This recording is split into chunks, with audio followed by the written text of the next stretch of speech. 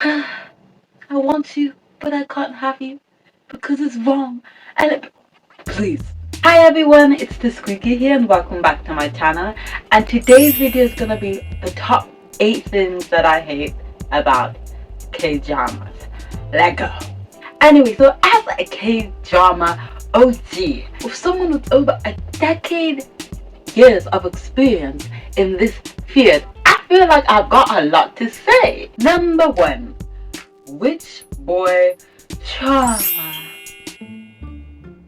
So this is the mean, egotistical, self-serving, self-obsessed, self-absorbed, 20 minutes later, thoughtless, unthinking, uncaring, uncharitable, narcissistic, unkind the next day.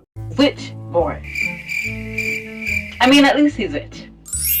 But basically, this is the main lead guy who has major personality issues. Like, we're talking mommy issues, daddy issues, people issues, and usually this stems from some kind of childhood trauma. So they're the illegitimate son of a wealthy family, or they got locked up in a storage closet when they were 5, or they were kidnapped, or something like that. And that explains their very unlikable and rude personality. Trauma is so romanticized in a lot of these witch or poor girl dramas that I see. Like, I would just like that to be one drama where there's a witch guy who is also happy.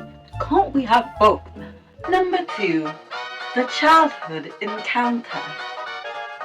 So in every K-drama, we have the main lead guy, main lead girl, the enemies to lover trope that we all know and love. But in a lot of dramas, I have tended to notice that like 4 or 5 episodes in, we find out that the main leads somehow knew each other or had some encounter from when they were children.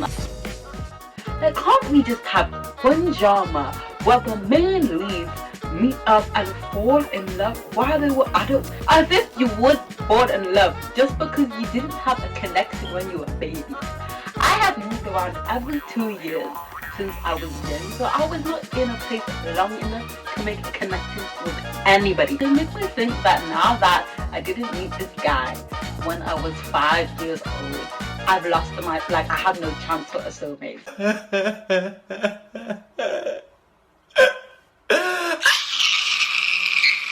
Number 3, second lead syndrome.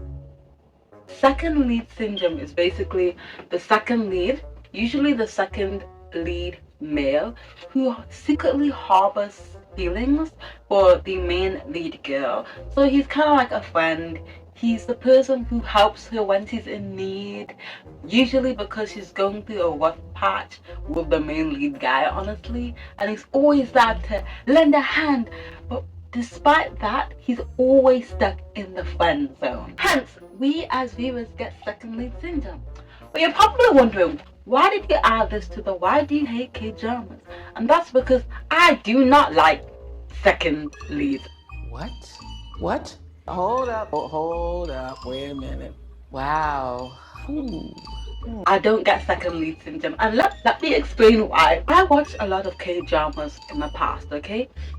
And I used to find second leads, both male and female, to be the most annoying characters ever, because usually they had no other characteristic to their personality besides wanting to get with one of the main leads, and they would do anything in their power to ensure that the main couple did not get together. They've gotten arguably better, but they were just so toxic in dramas in the past that second lead syndrome just was not a thing for me. Number 4, the rain before the sunshine. Oh, I'm sorry, I meant the sunshine before the rain.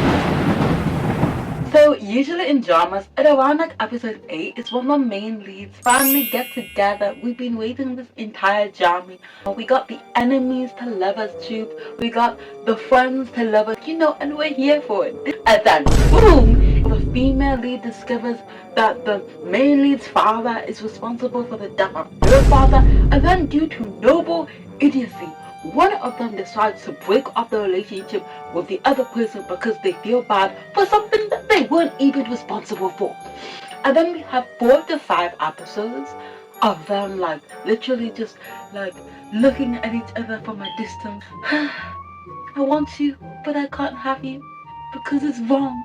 And please, a lot of the main lead guys tend to be like really egotistical and rude in the beginning, and then all of a sudden they have this role where they're like kind and considerate and kind. Like, please, do you really expect me to believe that you can do that much of a 180 flip just because you're in love with? Again, usually this goes on for a long time, and then by episode 16, which is usually the last episode by the way, they miraculously make up in the last 1 minute of the drama, and I'm like, well, that's good for you then.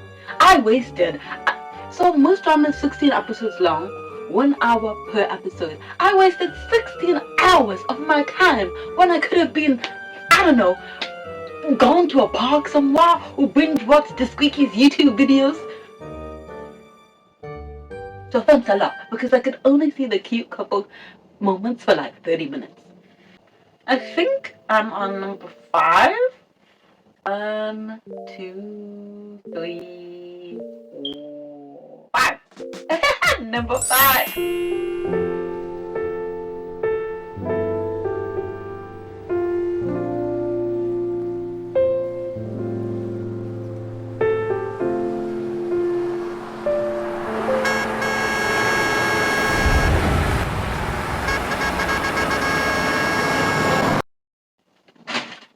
The white shark of death.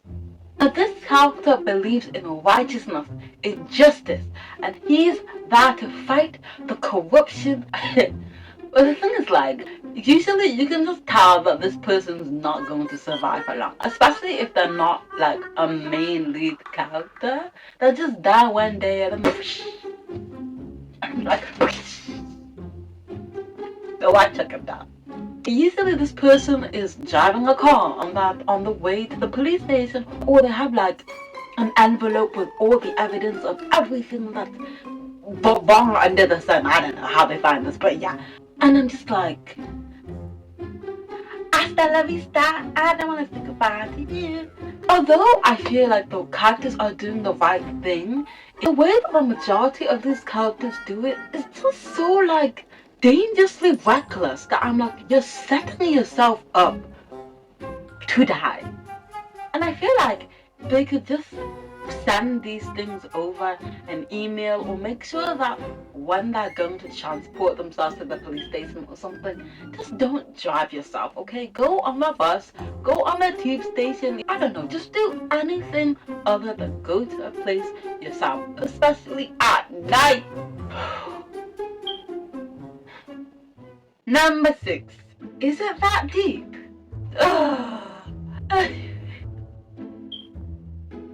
This theme generally has made me strongly believe that I just do not take good care of myself when I get hurt at all. What I mean by this is, usually in K-drama, if someone gets hurt, you know, someone could get like a paper cut, then one of the other characters comes up to them and they're like, are you okay? Like, they rush to their aid and they're so worried about them, and then they're like, let's go to the hospital. The hospital for a paper cut. Can you imagine, as a doctor, coming into the emergency room after having like a 16-hour shift? My girlfriend has a paper cut. Help! Number 6, Goldfish Mouth. So this is when the main leads usually are arguing about something, and then one of them is just like, I am. Use your words. Literally, these characters act like somebody has them on a chokehold, and they can't even utter a sentence. And then they tend to get mad at the other person for not understanding their intentions. They can't read your mind. You guys are grown adults. Usually because of this, we have 4 to 5 episodes where the main leads just do not understand each other. If you guys just spoke to each other, if you communicated with each other, the drama could literally cut down by half. Like, go from a 16 episode drama to an 8 episode drama. That's how bad your miscommunication is. Number 8, the transformation. The transformation scene happens to the main lead girl. And she elevates her style, she starts wearing makeup, she gets like a great haircut. And I'm all for that. Glowing up spiritually, mentally, physically, low-key I should be doing that. But basically, we have this long montage while the female lead is trying on a bunch of dresses, and the third and fourth dress tends to be like pretty decent. The dress that's picked out, usually by the rich male lead, is the worst dress ever. It does not flatter her figure, the color doesn't match her skin tone, doesn't suit her proportions whatsoever, and the main lead guy is just like, that one. And the issue is, I don't think I can name a drama where I genuinely love the outfit that was picked out at the end of the transformation. Like, it's not even decent. Like, it's bad. So before we finish this video, I have one more bonus point that I'd just like to throw in that. I can't watch a K-drama unless I find the lead guy hot. But like, for real, I don't think I realize this, but like, there are sometimes when I start a drama and like, I don't know if I can watch this drama because I don't like, and I'm just like, man, how superficial can I be?